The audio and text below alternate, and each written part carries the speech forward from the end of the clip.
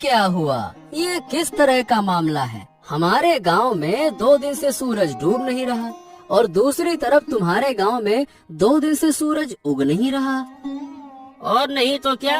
अरे तुमको क्या बताऊं, मेरी माँ को है रतौंधी, वो रात में देख नहीं सकती। अब यहाँ 2 दिन से मेरी हालत इतनी खराब हो गई है कि मैं क्या ही बताऊं। माँ घर के कोई काम कर नहीं पा रही क्योंकि रात है और रात में माँ को दिखता नहीं है। वही तो, लेकिन सवाल ये है कि ये हुआ कैसे, ये बताओ। मतलब ऐसा किसने किया? ऐसी घटना तो भैया मैंने पहले कभी ना देखी। कभी ऐसा होता हुआ सुना है क्या? बताओ। हमारे गांव में दिन और तुम्हारे गांव में रात है। वही तो, मुझे तो लगता है कि मैं तुम्हारे गांव आ जाऊं। 2 दिन से सूरज की किरण नहीं देख पाया। ऐसा लगता है कि अंधेरे का साम्राज्य आ गया है।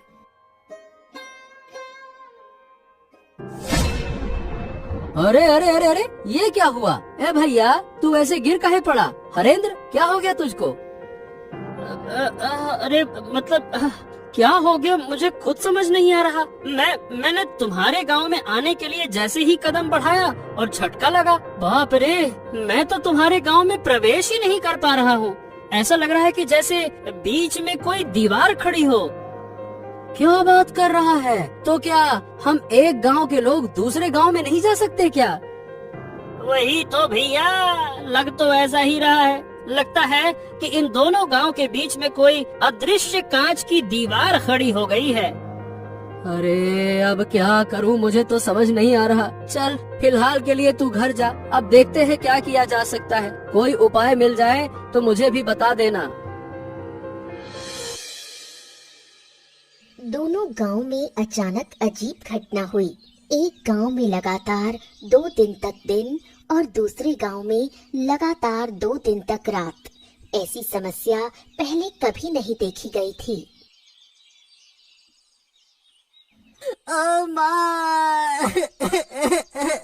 माँ, अब अच्छा नहीं लग रहा। रात क्यों नहीं हो रही है? इतना लंबा दिन मैंने कभी नहीं देखा। मैं सो भी नहीं पा रहा हूँ, मुझे नींद भी नहीं आ रही। सो नहीं पा रहे हो? क्या हुआ? जाकर सो जाओ। सोने में क्या परेशानी है? मैं क्या सो नहीं रही? वाह, रात के बिना सोने का क्या मजा होता है। रात के बिना सोने से लगता है कि जैसे दिन में सो रहा हूँ। इतना उजाला सहन नहीं हो रहा। ऐसा क्यों हो रहा है माँ? क्यों क्यों माँ?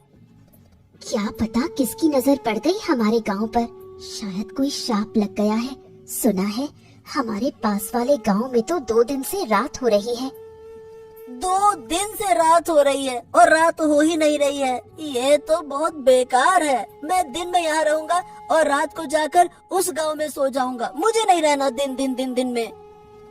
हाँ, ये हुआ। तुम कैसे सोओगे वो मुझे नहीं पता। 2 गांव के बीच एक अदृश्य दीवार बनी हुई है। वो दीवार पार करके इस गांव के लोग दूसरे गांव में या दूसरे गांव के लोग हमारे गांव में नहीं जा पा रहे। तो क्या होगा माँ? क्या हमारे गांव में कभी रात नहीं आएगी? हमारा गांव ऐसा क्यों हो गया? अगर रात नहीं होगी तो सूरज की गर्मी में हमारा पूरा गांव जलकर खाक हो जाएगा माँ। क्या पता बेटा, हमारे भाग्य में क्या है, लेकिन ऊपर वाला जो करेगा वो हमारे भले के लिए ही करेगा। हाँ, मुझे ये सब कुछ अच्छा नहीं लग रहा माँ। मैं सो नहीं पा रहा हूँ। मेरा सर दुख रहा है। 2 दिन से मेरा सर घूम रहा है। शरीर भी लगता है कि जैसे बीमार हो गया है। मैं क्या करूँ माँ? ओहो, तुम यहाँ से जाओ और अब परेशान मत करो। वैसे भी मैं खुद तकलीफ से जूझ रही हूँ। दूसरी तरफ तुम मुझे बार बार परेशान कर रहे हो।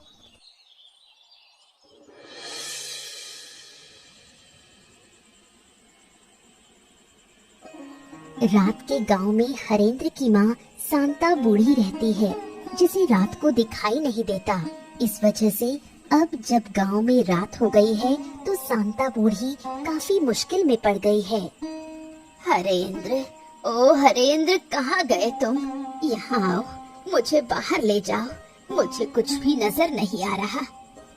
अरे बस बस बस बस, आ गया माँ, आ गया। और कितना पुकारोगे? अरे तुम्हारी तकलीफों ने मुझे बेहाल कर दिया है। 2 दिन से तुम मुझे एक पल भी शांति से बैठने नहीं दे रही हो। हरेंद्र हरेंद्र हरेंद्र, कहाँ है, जल्दी आ जल्दी आ। अरे मुझे भी तो बैठने दो।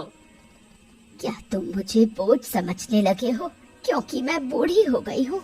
जब मैं स्वस्थ थी तब तुमने मुझे पाल पोस कर बड़ा किया, अब तुम मुझे बोझ समझने लगे।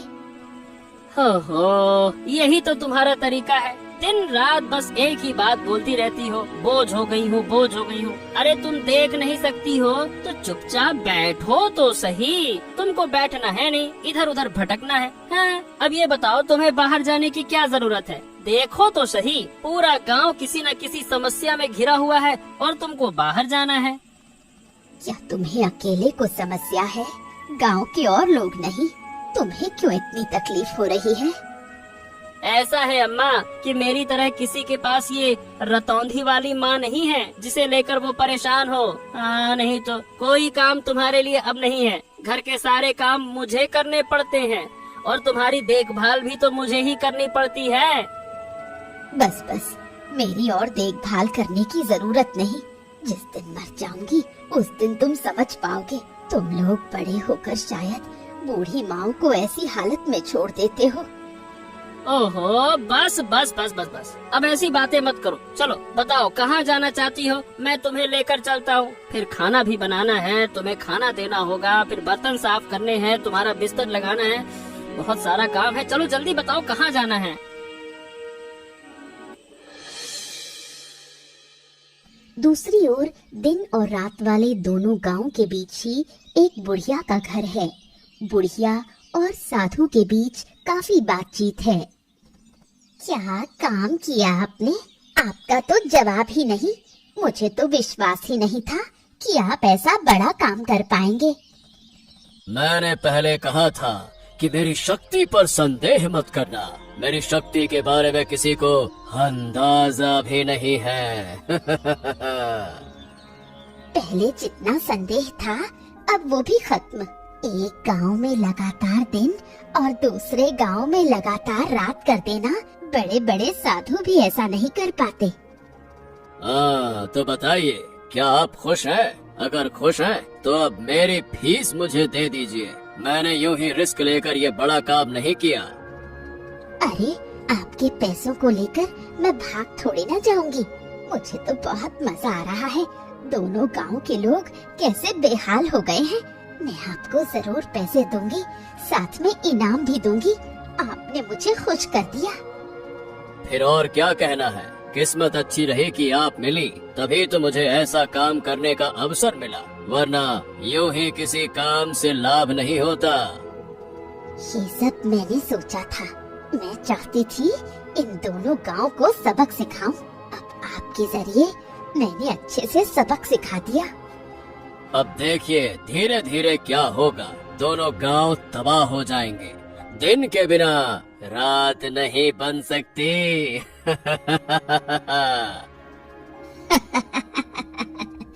मैं भी यही चाहती थी। मैंने इस दिन का बहुत इंतजार किया है। अब मैं उन्हें हर तरह की तकलीफ दिखाकर सिखा दूंगी कि दुख और अपमान क्या होता है। अब वो मेरा कभी अपमान करने की हिम्मत नहीं करेंगे।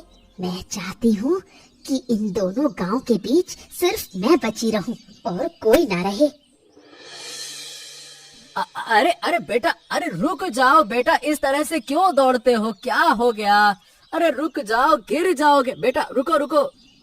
पिताजी पिताजी, पिताजी पिताजी, मुझे एक बड़ी बात पता चल गई है। मैंने दिन और रात की असली वजह जान ली है। पिताजी पिताजी पिताजी, अब आप कुछ उपाय निकालो, वरना दोनों गांव वाले मर सकते हैं। अरे बेटा शांत हो जा।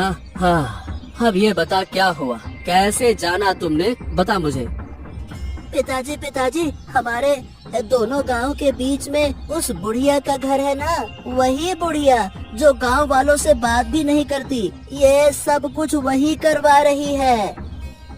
क्या? ये क्या कह रहे हो तुम? क्या सच में ऐसा है? पर ये बताओ, तुम्हें कैसे पता चला कि वो करवा रही है?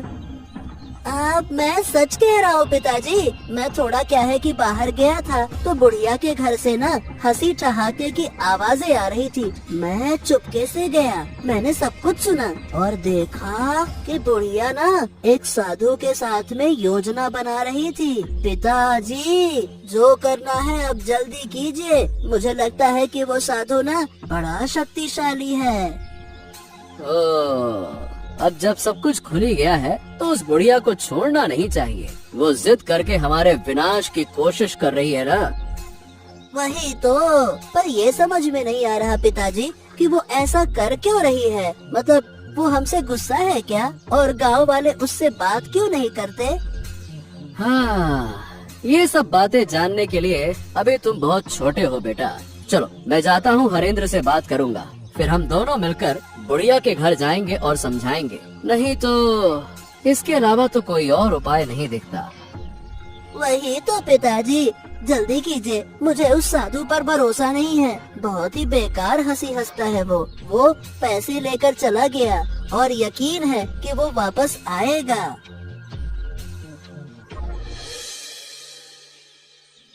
कैलाश और हरेंद्र जब बुढ़िया से सच्चाई पूछते हैं तो बुढ़िया सीधे इनकार कर देती है।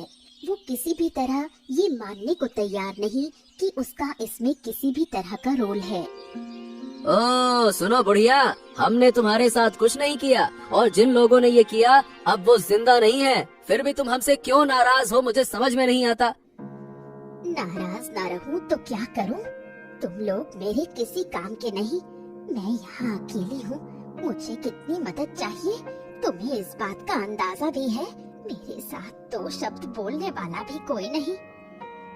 ऐसा है कि लोग तुमसे बात इसलिए नहीं करते क्योंकि तुम गुस्सैल हो, तुम्हें गुस्सा बहुत आता है। गांव वाले तुमसे डरते हैं, इसीलिए कोई तुम्हारे पास नहीं आता। पर इसका मतलब ये नहीं है कि तुम हमारे गांव को नुकसान पहुंचाओ। तुमने किया या नहीं किया इसका राज खुल चुका है, हम सब जान चुके हैं, इसीलिए इनकार मत करो। तुम लोग मेरा बार बार अपमान करते हो, मुझे बदनाम करते हो। इसका अंजाम अच्छा नहीं होगा। मैंने एक बार सब बर्दाश्त कर लिया। अगर ये सब मेरे साथ दोबारा हुआ तो ऐसा मत सोचना कि मैं तुम लोगों पर रहम कर लूंगी। अरे बुढ़िया, तुम बेकार में गुस्सा कर रही हो। हम तर्क करने नहीं आए हैं, हम शांति पूर्वक प्रेम पूर्वक बातें करने आए हैं। देखो एक बार गांव की हालत तो देखो। एक गांव में सूरज उग नहीं रहा और दूसरे गांव में सूरज डूब नहीं रहा। ऐसे हालात पहले कभी किसी ने देखे हैं क्या, बताओ। अचरज की बात क्या है, तुम बार बार वही बातें क्यों कर रहे हो? क्या हुआ नहीं हुआ मैं वो देख ही रही हूँ। मैं इससे जुड़ी हुई हूँ। तुम लोग यहाँ से चले जाओ, मुझे अकेला छोड़ दो। तुम अकेली क्यों रहोगी? अरे भाई, लोगों का डरना इसलिए है तुमसे क्योंकि वो तुम्हें जानते नहीं हैं। पर इसका मतलब ये तो नहीं ना कि हम तुम्हारे शत्रु हो गए, हम तुमसे अलग हो गए। मैं अब और कुछ नहीं सुनना चाहती। अगर तुम जाओगे नहीं तो ये डंडा देखा है, इसी से तुम्हें पीट पीट कर लाल कर दूंगी।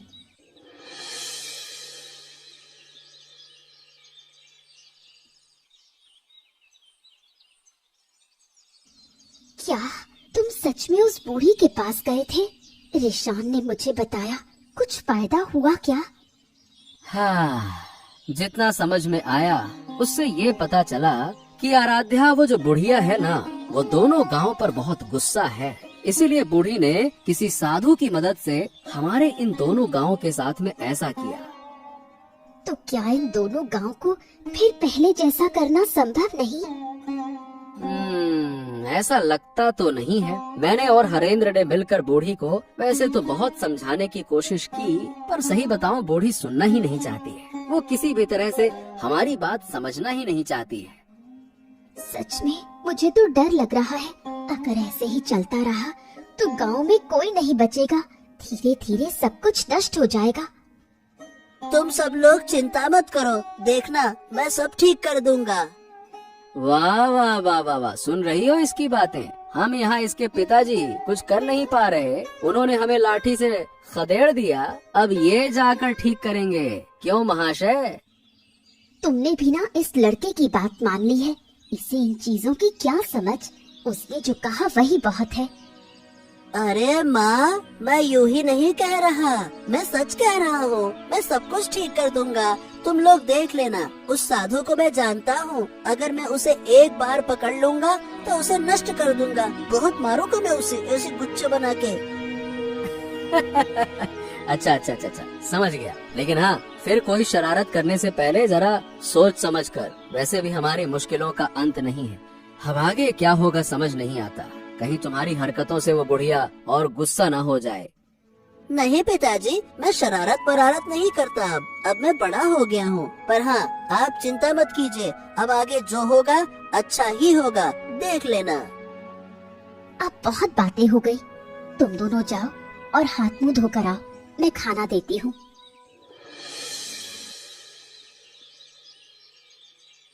अरे साधु बाबा, आइए आइए बैठिए। मैं तो आपका ही इंतजार कर रही थी। कितनी बातें हुई, आपको तो कुछ पता ही नहीं। हाँ, क्या बात है? फिर क्या हुआ? कोई नई कहानी हुई क्या? गांव वालों को सब पता चल गया है कि ये मैंने ही किया है, पर मैंने इनकार कर दिया। सब मेरे पास आए थे, मैंने उन्हें भगा दिया। उनका इस विपत्ति में पड़ा हुआ चेहरा देखकर मुझे कितनी खुशी हुई। ठीक है, तुमने इनकार किया, ये अच्छी बात है। लेकिन पर जब लोग शक करते हैं तो बिना कुछ जाने, बिना किसी वजह के शक नहीं करते। कुल मिला के बात ये है कि किसी तरह से कोई हमारी बातें सुनकर गया है। कौन सुनेगा? मेरे घर के आसपास कोई नहीं आना चाहता। वो मुझे डायन कहते हैं, बोलते हैं मैं काला जादू करती हूँ। धीरे धीरे तुम्हारे मन का सारा दुख दर्द मिट जाएगा, है ना? अरे ये मेरा कमंडल कहाँ गया? अभी तो यही रखा था। ओहो, मेरे कमंडल में विशेष जल है, कहाँ चला गया? अरे कहाँ गया? मुझे ढूंढना होगा। अरे ए लड़के, मेरा कमंडल दे दे। मैं कह रहा हूँ मेरा कमंडल दे दे। तेरी इतनी हिम्मत कि मेरा कमंडल तू चुराए? मैं तुझे छोड़ूंगा नहीं। उसे पकड़ो, उसे रोक लो, वरना बड़ा नुकसान होगा। हमने जो झूठ बोला है वो पकड़ में आ जाएगा। उसे पकड़ना ही होगा। मेरा कमंडल उसके पास है और उस कमंडल में विशेष जल है। उसी जल से मैं फिर से इस गांव का रात और दूसरे गांव का दिन दूर कर दूंगा। चिंता मत करो। अब क्या होगा? सब कुछ तो फिर से पहले जैसा हो गया।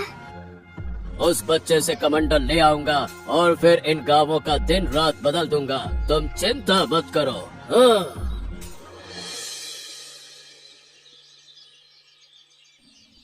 लड़के, तेरी इतनी हिम्मत कि तूने मेरा कमंडल छुआ, मैं तुझे श्राप दे सकता हूँ। क्या तू जानता है? मुझे किसी चीज का डर नहीं है। मैंने इन दोनों गांवों को फिर से पहले जैसा कर दिया है। इन दोनों गांवों की दुख चिंता दूर कर दी है मैंने। अरे मूर्ख बच्चे, तू इतना छोटा सा लड़का, पिद्दी सा, तू क्या समस्या दूर कर पाएगा? चल मेरा कमंडल मुझे दे दे। उस कमंडल के पानी से मैं फिर से इस गांव की रात और दूसरे गांव का दिन, ये जो समस्या है इसे दूर कर दूंगा। ला। मैं कभी ऐसा होने नहीं दूंगा। मैं इस कमंडल का पानी फेंक दूंगा, फिर देखता हूँ कि तुम दोबारा से एक गांव में रात और दूसरे गांव में दिन कैसे कर पाते हो। ए लड़के, मुझसे चालाकी मत कर, वरना इसका बहुत बुरा परिणाम भुगतना होगा। बच्चे, बिल्कुल बच्चे जैसे रह, ज्यादा बड़ेपन का ढोंग मत कर, समझा? फिर आप लोग इन दोनों गांवों को इतना नुकसान क्यों पहुंचा रहे हो? आप एक साधु बाबा हो, आप एक साधु महाराज हो, आपको तो गांव वालों की मदद करनी चाहिए ना। बेशक मैं मदद कर रहा हूँ, मैं बूढ़ी की मदद कर रहा हूँ, उसके दुख तकलीफ दूर कर रहा हूँ। ये तुम्हारी समस्या नहीं है और तुम्हारी समझ के बाहर की चीज है। चलो अब लाओ मेरा कमंडल, मुझे वापस करो। नहीं नहीं नहीं नहीं नहीं, मैं नहीं देने वाला। मैंने कह दिया ना, नहीं दूंगा, नहीं दूंगा तो नहीं दूंगा। किसी भी सूरत में तुम्हें ये कमंडल नहीं मिलेगा। ठीक है, तो अब तो दंड भुगतने के लिए तैयार हो जा, शरारती बच्चे। अरे छोड़ दो मुझे, छोड़ दो, मैं कह रहा हूँ छोड़ दो। अगर मेरे पिता को पता चला तो वो आपको गांव से निकाल देंगे और आप फिर कभी इस गांव में नहीं आ पाएंगे। छोड़ दो मुझे, छोड़ दो। जब पहले मैं तुझे बोल रहा था तो तू तो नौटंकी कर रहा था, अब तू बच कर दिखा। जब अच्छे से बोला था तब तो माना नहीं, तुझे मैं जरूर खत्म कर दूंगा। मेरे साथ शरारत करने आया था ना तू? चल। रिशान को न पाकर कैलाश का परिवार पगला सा हो जाता है। लोग समझते हैं कि इस अनहोनी के पीछे जरूर बुढ़िया का ही हाथ है। बूढ़ी माँ, बूढ़ी माँ, बूढ़ी माँ, हमें बचाओ, हमारी मदद करो बूढ़ी माँ, हम तुमसे हाथ जोड़कर विनती कर रहे हैं बूढ़ी माँ। क्या हुआ? फिर कोई अनहोनी हो गई? मैं किसी की मदद नहीं कर सकती, मैं मदद करने वाली नहीं हूँ। तुम लोग तो मुझे डायन कहते हो, बोलते हो मैं काला जादू करती हूँ। मैं काला जादू करती हूँ, मैं किसी की मदद क्यों करूँ? हमारी मदद करो, दया करो बूढ़ी माँ, दया करो। हमें अपना बेटा नहीं मिल रहा, कहाँ गया हम कुछ नहीं जानते। आप खोज कर बताइए, मुझे पता है कि आप जानती हैं। अब बहुत दुख हुआ ना, पर उस दिन जब मैंने गांव वालों के पास जाकर अपने बच्चे के लिए मदद मांगी थी तो तुम लोग कहाँ थे? तब तुमने मेरी मदद नहीं की। क्यों? मैं गरीब हूँ इसलिए? क्या आप ऐसा क्यों कह रही हैं? मैं सही कह रही हूँ, मेरा बच्चा बीमार था, मैंने सबके पास मदद मांगी, किसी ने मेरी मदद नहीं की, सबने मुझे अपमान करके भगा दिया। आखिर मेरा बच्चा मर गया, क्या मैंने कम दुख पाया? अब वो तो हमें कुछ भी नहीं पता था। आप हमें इतनी बेकार नजरों से क्यों देखती हैं? कृपया करके बताइए ना, मेरा बेटा कहाँ है? मैं अपने बच्चे के बिना नहीं जी पाऊंगा, नहीं जी पाऊंगा। जीऊंगी, जरूर जीऊंगी, तुम लोग सब जियोगे, पर अंतर तक तीव्र पीड़ा के साथ जियोगे, जैसे कि मैं इतने समय से जी रही हूँ, अपने बच्चे की यादों को थामे हुए। अरे कैसी इंसान है आप? एक छोटा बच्चा मेरा नहीं मिल रहा, कोई अनहोनी हो गई तो क्या आप थोड़ी सहानुभूति नहीं दिखा सकती? हर समय दुश्मनी दुश्मनी दुश्मनी, क्यों क्यों?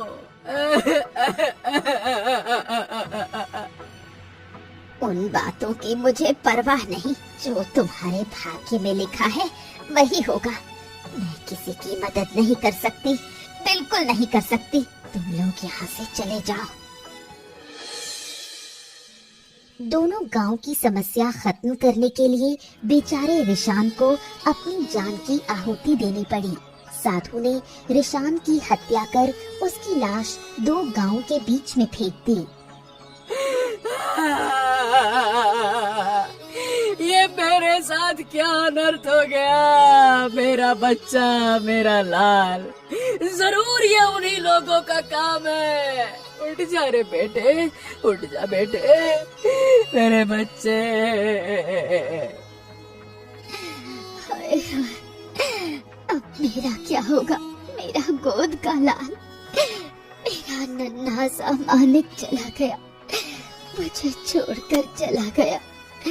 रिशान, तू मुझे छोड़कर कैसे जा सकता है बेटा?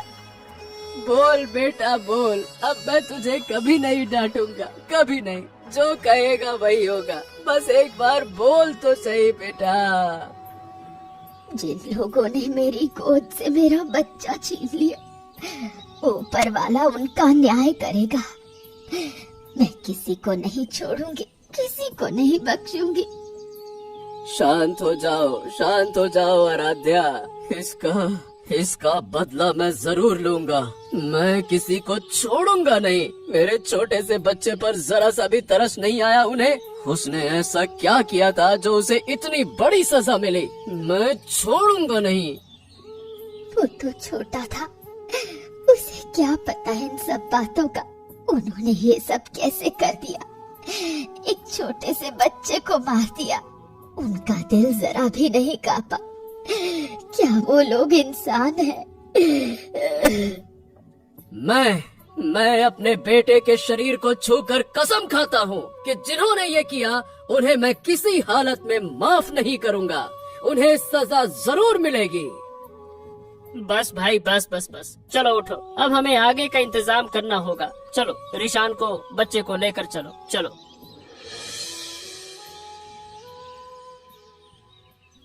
हाँ क्या बूढ़ी, अब तो तुम खुश हो ना? तुम्हारी मनोकामना धीरे धीरे पूरी कर रहा हूँ। अब तुम मेरी तरफ भी थोड़ा ध्यान दो। अरे आप चिंता मत कीजिए, आपके सारे पैसे मैं दे दूंगी, कोई दिक्कत नहीं होगी। आप बस इसी तरह मेरा काम करते रहिए। मैं इतनी खुश पहले कभी नहीं हुई। अगर तुम चाहो तो मैं तुम्हें और भी खुश कर सकता हूँ। जरूर चाहती हूँ, मैं चाहती हूँ कि इन दोनों गांव का एक भी बच्चा जिंदा न बचे, सबकी गोद खाली हो जाए। आज जो लोग रो रहे थे उन्हें देखकर मुझे कैसी पिशाची सी खुशी मिल रही थी, क्या बताऊं। बहुत बढ़िया बहुत बढ़िया। तो तुम पैसों का इंतजाम करो, मैं एक एक करके इन दोनों गांव के सारे बच्चों को मार दूंगा। मैं वादा करता हूँ कि इन गांव में एक भी बच्चा जिंदा नहीं रहेगा। यही तो मैं चाहती हूँ, मैं इसी दिन का इंतजार कर रही थी। बेटे तू ऊपर बैठा देख रहा है ना, देख तेरी माँ तेरी मौत का बदला ले रही है। जो दर्द मुझे हुआ था वही दर्द अब मैं सबको दूंगी।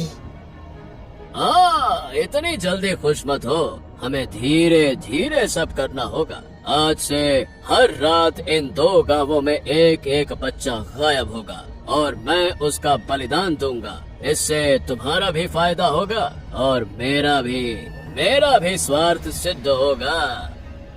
कोई दिक्कत नहीं, मैं हर रात तुम्हें बच्चों को पकड़ने में मदद करूंगी। जरूरत पड़ी तो खुद पकड़ कर लाऊंगी। सब मुझे डायन कहते हैं, अब मैं उन्हें दिखाऊंगी असली डायन क्या होती है। तो फिर ठीक है, मैं बलिदान की पूरी व्यवस्था करता हूँ। हर रात एक बच्चे की हत्या करनी होगी, तभी मैं और शक्तिशाली बनूंगा। नहीं, अब ये सब कुछ और नहीं चलेगा। मैंने अपने बेटे को खो दिया है, मैं नहीं चाहता कि किसी और का बच्चा ऐसे मरे। बच्चे को खोने का दर्द मैं अच्छी तरह से जानता हूँ। हाँ लेकिन कैलाश, अब हम करेंगे क्या दादा? वो साधु तो बहुत ताकतवर है, उससे हम लड़ेंगे कैसे? साधु को बाद में देख लेंगे, पहले उस डायन बूढ़ी का कुछ करना होगा। उसका दिमाग खराब हो गया है, बेटे को खोकर पागल हो गई है वो पागल। अच्छा ठीक है, लेकिन हम उसे मार तो नहीं सकते हैं ना? हमने अपने बेटे के शरीर को छूकर कसम खाई है, जिन्होंने ये किया है उन्हें सजा देंगे। उस डायन बूढ़ी से बड़ी सजा और कोई नहीं हो सकती। अच्छा क्यों नहीं मार सकते? जब उसने मेरे बच्चे को नहीं छोड़ा, जब उसे गांव के सभी बच्चों को मारने का मन हो रहा है, तो मैं भी उस विकृत दिमाग की डायन को मार सकता हूँ, बिल्कुल मार सकता हूँ। खून का बदला खून, बिल्कुल। और मैंने तय कर लिया है, बूढ़ी को मैं जिंदा जला दूंगा। उसके लिए यही सजा सही रहेगी। अगर वो जिंदा रही तो कभी नहीं सुधरने वाली। उसका दिमाग पूरी तरह से खराब हो चुका है। ठीक है, मुझे कोई आपत्ति नहीं है, लेकिन गांव के लोग क्या कहेंगे? एक जिंदा इंसान को जलाकर मार देंगे तो क्या ये ठीक रहेगा? वो इंसान नहीं है भाई, वो इंसान हो ही नहीं सकती। वो एक डायन है, डायन। और डायन को जलाने का आदेश खुद भगवान ने दिया है। अगर तुम मेरे साथ रहना चाहते हो तो रहो, नहीं तो मैं अकेले ये काम करूंगा और आज ही मैं उसके घर में आग लगा दूंगा। नहीं नहीं नहीं नहीं, ऐसी बातें क्यों कर रहे हो? मैं तुम्हारे साथ रहूंगा। ये बूढ़ी हमारे गांव के लिए भी बड़ी मुसीबत बन गई है। अब बस बहुत हो गया, चलो जो फैसला लिया है वही करेंगे, चलो। बूढ़ी के घर में आग लगाने से वो जलकर मर गई। उसके मरने के बाद सब लोगों ने मिलकर साधु को सजा देने का निश्चय किया। साधु, ओ साधु, अरे कहाँ है रे तू? आज तेरे पापों का अंत होगा, निकल बाहर। क्या हो गया? सब लोग मेरे आश्रम में क्यों जुटे हो? क्या तुम्हें मेरी शक्ति का अंदाजा नहीं है क्या? अहंकार पतन की जड़ है, ये बात जानते हैं ना आप? मुझे ये बातें सिखाने मत आओ। मैं साधु हूँ, साधु। मेरी शक्ति असीम है। चाहो तो मैं अभी तुम सबको समाप्त कर दूंगा।